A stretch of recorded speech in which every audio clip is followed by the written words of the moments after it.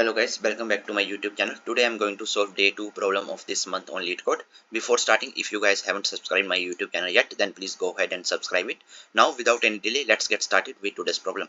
So today I'm going to solve problem number 350, intersection of two arrays. Okay, so in this problem we have given two integer arrays nums1 and nums2.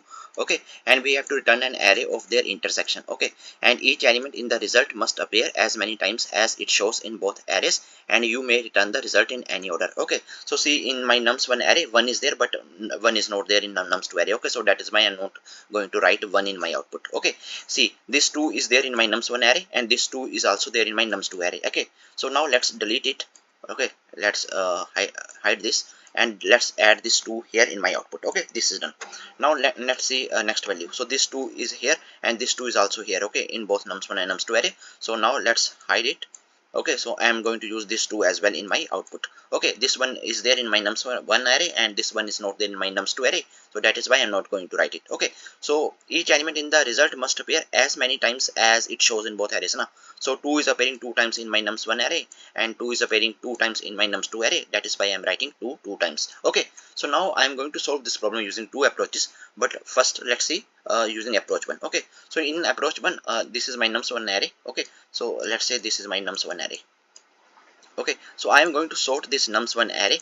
So after sorting, my nums1 array is going to look like this: 1 1 2 and 2. Okay, now after that, let's sort my nums2 array. After sorting a nums2 array, it is going to look like this: 2 2, right? So I have sorted both the arrays in increasing order. Okay, now after that, let's run one loop. Okay, so here let's say the length of my nums1 array is nothing but n1, and length of my nums2 array is n2. Okay, so I am going to create one result array, and the size of my result array is going to be minimum of n1 and n2. Okay, so this because in my result value max I can store this much values now, which are common between nums1 and nums2, right?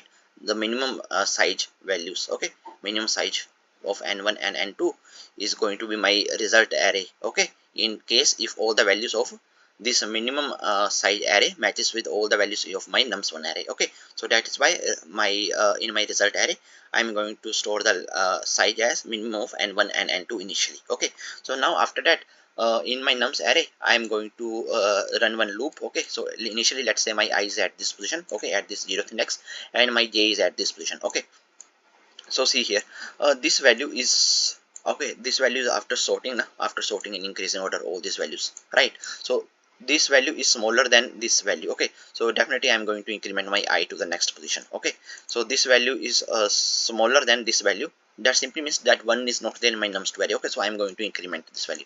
Okay, so my I reaches here. So now this value is matching with this value. Okay, so what I'm going to do, I'm going to store this 2 value in my result array. Okay, in my result array. Okay, and I have to increment the j to next position now, and this is done. Then after that, my I is going to increment to this position. Okay, now when my I reaches at this position, I see that both the values, this value and this value, are matching. So I'm going to store this value in my result array, and then after that my I is going to, okay, then after that let's say I move j here, and now after that my I moves here. So now my I goes out of bound, right? So I have to just exit it. Okay, and this is going to be my result. Okay, so okay, so see here one thing. Let's say in my nums array there are values like this: 3, 3, 4, 5. Okay, and this is my nums1. Okay, let's say this is my nums1. Okay, and this is my nums2. Okay, and in my nums2 values are like this: 1, 1, 2, 3. Okay, so initially my I is at this position, right, and my j is at this position. Okay, in this case, so now see here, this value is smaller than this value. Okay, so definitely I have to increment the j every time. Okay, j here I have to increment, here I have to increment. Okay, so from here only I need to start now, because here first value is going to match, right? So every time I have to increment the value. Okay, so now let's move to the code part. Okay, then I will explain this example further, right? So see, this is the code for approach 1. So here I am calculating the length of both nums1 and nums2 array. So this is for, n1 is for the length of nums1 array, and 2 is for the length of my nums2 array, and then after that I am doing the sorting. Okay, so for sorting, what is going to be my time complexity? It is going to be of n1 log n1. Okay, for sorting my nums2 array, the time complexity is going to be of n2 log n2, right? Then after that I am creating my result variable, right? result array, and in my result array I am storing minimum of n1 and n2. Okay, so initially my j is pointing to 0, right? Initially my j is pointing to 0 now, initially this for nums2, and my I is here. Okay, and I am using this k variable to store the values in my result array. Okay, step by step. So here I am running one loop, and in the loop I is equal to 0. Okay, so here this is going to be my first number. Okay, so here int number is equal to nums1 of I. Then after that I am running one loop. Okay, while j is less than n2. Okay, so let me just copy this. Okay, let me just copy this and put it here. Okay, so see here, uh, my I am going to increment j only now when it is should be less than n2. Okay, that is why I am writing this base condition. And my nums1 of I, see here, nums1 of I is value is 3, and 3 value is greater than this nums2 of j. Yes, okay, this is true, this is true, this is true, and nums1 of I is not equal to nums of j. Okay, this is also true. So I have incremented j, right? Here also I have to increment the j, here also I have to increment the j. Okay, so now I reach at this position. Okay, so now see, these two values are matching. Then after that I am not going to run this while loop. Okay, so that's the meaning of simple this while loop. Then here I am checking j is less than n2, yes, and number is equal to nums2 of j. Okay, both numbers are matching. So now in that case, in my result I am adding this number, result of 0, k is 0 initially, so that is why I'm using this k variable. So result of 0 is good number, then I have incremented the k. Okay, now k becomes 1, and after using this value, then I have to increment the j as well now. So that is why I am writing here j plus plus. Okay, this is done. Then your question is why I'm creating a new final result. Okay, so let me show you why I'm using this. Okay, so let me comment this part. Can I directly return result here? No, I can't directly return result. Okay, and reason is simple. Okay, so now let's run the code. I hope that you guys will see the logic now why I'm creating a new array. So see here, in the case 1, my nums1 length is 4, my nums2 length is 2. What is the minimum length out of this? 2. So that is why my result array size is 2 now, right? So here my output is matching with my expected. Here my nums1 length is 3, nums2 length is 5, but is minimum of nums1 length and nums2 length this 3. So I am expecting the output of 3 size, but see, expected this one na 4 and 9. I should not write this 0. Okay, because only 2 values are matching. Okay, but in the result I am taking the minimum of nums1 and nums2 as my size. Okay, so now what I am going to do here, instead of simply returning result, I am going to create one new variable int final result array, new array. Okay, and in this array I am going to copy the result array, and k is nothing but the size of k. Okay, and then after that I am going to just return the final result. Okay, so now let's run it. See, all the test cases has been accepted. Now let's submit it. Okay, so see, our solution is accepted, right? And simple time complexity is going to be of n log n. Okay, in general I can say, or you can say of n1 log n1 plus of n2 log n2 or plus of n1 here, and here I am running this j loop na. So j should be less than n2, and all these conditions should be met. Then I am incrementing the j. Okay, so let's say of m is taking here.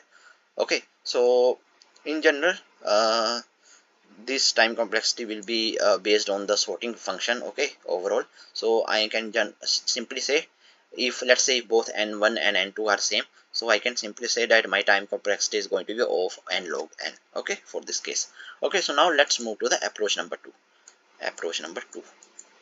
So approach number 2 is going to be much more simple, so in which I'm going to solve this problem using of n time complexity. Okay, so in this I'm just going to count the frequencies of all the elements. Okay, I'm going to solve this problem using simple hash map, right? So here I'm going to calculate the frequencies. So one frequency is 2, and 2's frequency is 2. Okay, from nums1. Okay, after calculating the frequencies, I am going to create one result list. Okay, and then I am going to iterate over all the elements of my nums2 array one by one. Okay, so here I am going to check the frequency of 2. So frequency of 2 is 2, right? So it is greater than 2, right? It is greater than 0. So that is why I am going to add this 2 here in my result list, and I am going to decrement the frequency of 1. Then next element is 2. again the frequency of this 2 is greater than 0, that is 1. So I am going to add this into my result. Okay, this is done, and then it will become 0. Okay, after that I don't have to do anything. Okay, don't have to iterate here. So after that I have to create one result array, and in this result array I have to simply return add these two values. Okay, that's it. Using hash map I have to just calculate the frequencies, and that's all. Here first let's create one map. Okay, and in map I am storing the values and their count now. So I have to write a map integer, and let's name it as map new hash map. Okay, this is done.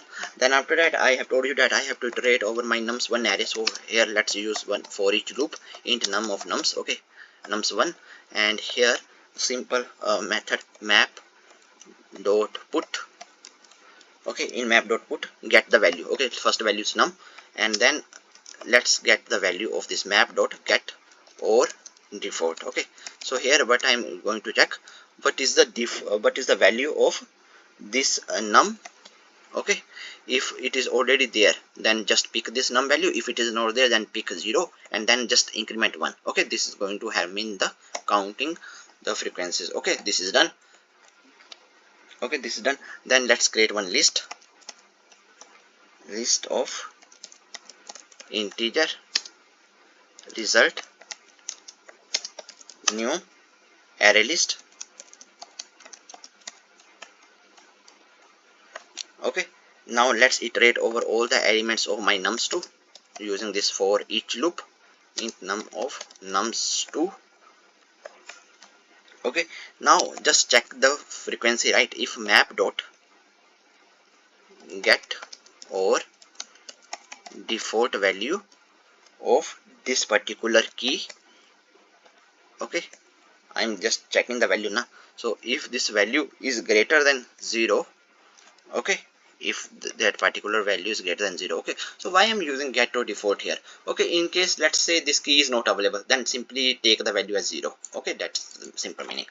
Okay, so here after that just add this value in my result. Okay, if this value is greater than 0, so result dot add num. Okay, this value add it, and after adding this value we have to reduce the frequency of that value, right? So here map dot put num, and here map, this is key, and value is going to be map dot get num -1. That's it.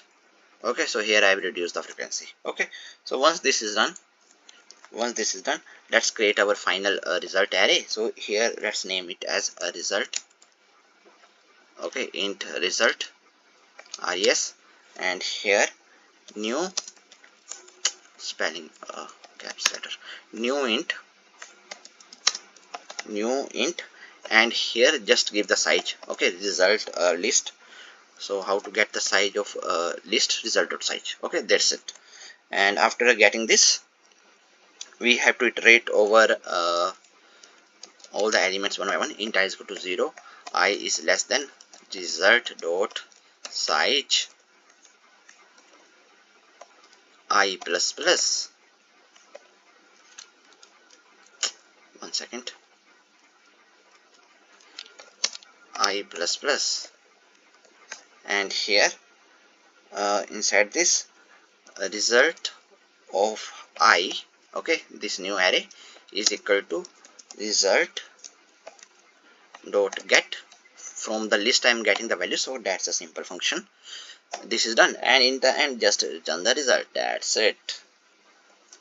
Return res. Okay, so in this case my time complexity is of n. So now let's run it. So there is some issue. Okay, so let's fix this issue. So here it should be like this, na, result dot size. Okay, now let's run it. Okay, so here there is one more mistake. Okay, let's fix this as well. It should be like this now. Okay, so now let's run it. So all the test cases has been accepted. Now let's submit it. So see, our solution is accepted, right? and in this case my time compressed is off n, right? So I hope that you guys are able to understand today's problem. If you guys still have any doubts, then please feel free to ask in comment section. Till then, keep coding and keep practicing. Meet you guys in the next video. Thank you. Bye bye.